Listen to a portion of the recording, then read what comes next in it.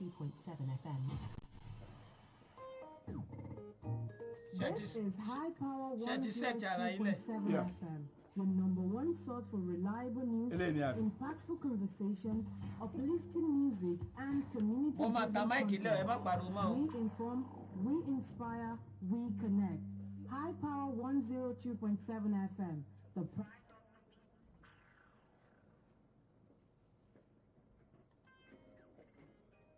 This is High Power 102.7 FM, your number one source for reliable news, impactful. The time is 7 o'clock.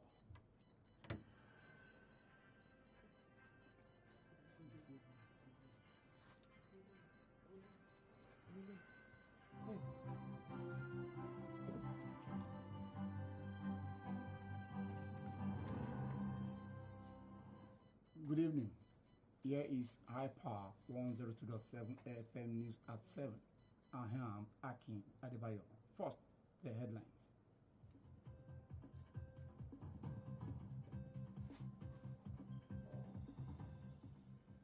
Ayedatiwa appoints permanent secretaries.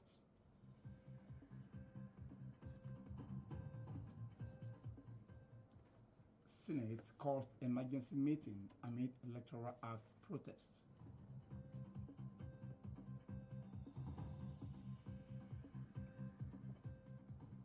On the foreign scene, Ghana recalls delegates over electoral malpractices allegation. And in sport, Pep Guardiola buckles down against Arsenal. Details of this and more in a moment. Please stay tuned. Whether you tune in for breaking news, in-depth analysis, or community updates, High Power 102.7 FM remains your most trusted source. Because when it comes to news, the truth matters. High Power FM 102.7.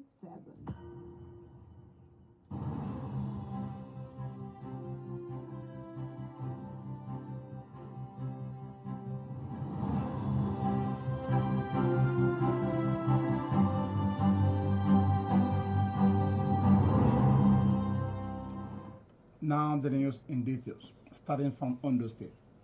The governor of Ondo State, Lucky Aiyedatiwa, has approved the confirmation and appointment of 32 officers as permanent secretaries in the Ondo State Civil Service. In a statement issued by the Chief Press Secretary to the governor, Ebenezer Adeniyo, those confirmed and appointed are Tayo Gundari, Morayo M., Bayo Phillips, Adeyemi Sule, Olufunsho Tunji Omoniyi, Olarewaju Abiodun, Tokpe Lebile, Stephen Aworele, Omotayo Akeju, Olufemi Moyin Olorun, Olakunle Ajibade, Oluwakemi Akinyemi, Bamidele Daisi, Akinluyi Omotola, Olumide Kinga, Ope Adetoye, Olushiji Olatunji, Oluseye Odushola, Funke Adelayi, Akindeleje, and Olarewaju Akadri. In addition, the governor approved the confirmation of Statistician General Olushola Ajayi, as well as Auditor General for Local Government Charles Ojualape, subject to clearance by the Ondo State House of Assembly. Agricultural and climate experts have warned farmers in Ondo State against rushing to plant crops.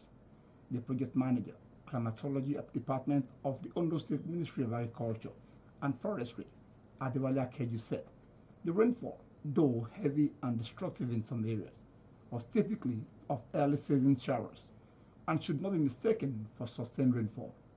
According to him, farmers should concentrate on clearing their farmlands and delay planting until March or April, when rainfall is expected to have stabilized.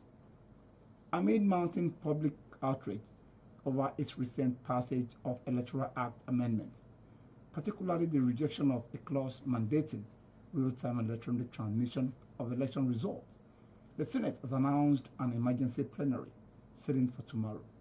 In a statement signed by the Clerk of the Senate, Emmanuel Odo, said all senators have been directed to reconvene for the session.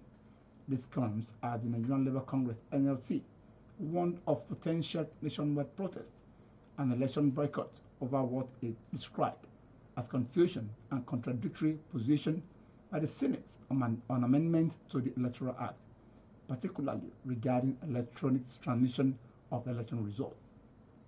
The Labour Union accused the Senate of undermining public confidence in Nigerian electoral processes by failing to clearly state whether electronic transmission of results would be mandatory.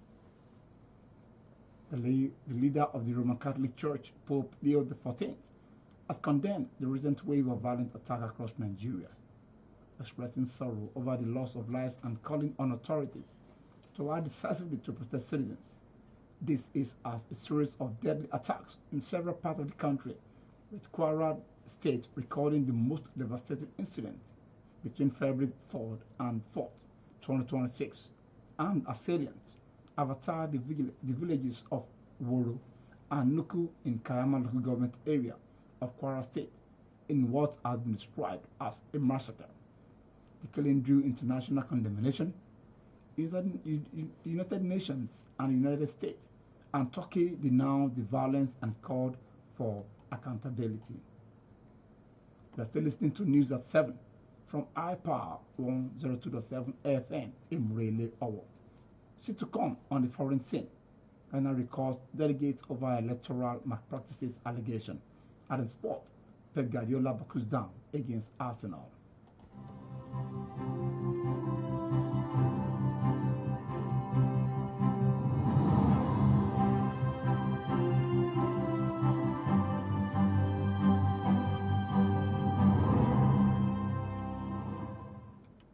Now to the foreign scene.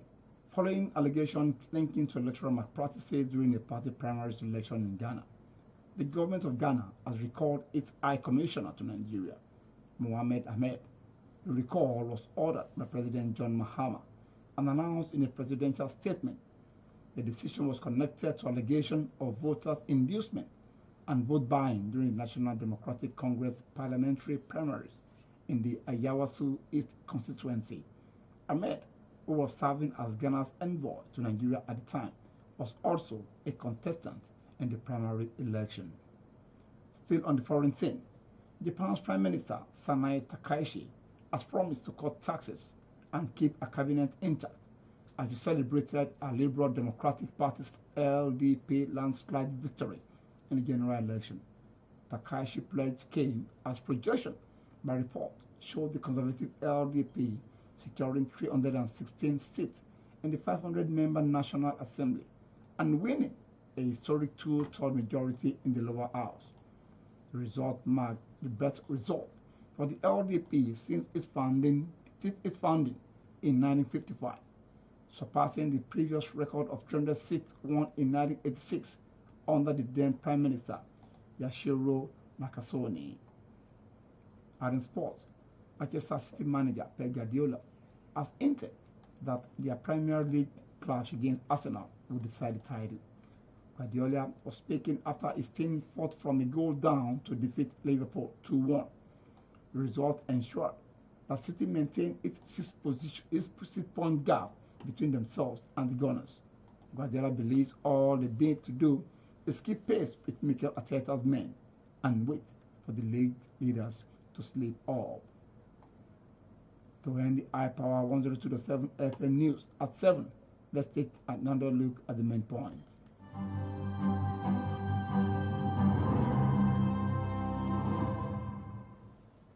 We told you in the course of the bulletin that the governor of Ondo State, Akin Adebayo, has approved the confirmation and appointment of 32 officers as permanent secretaries in the Ondo State Civil Service.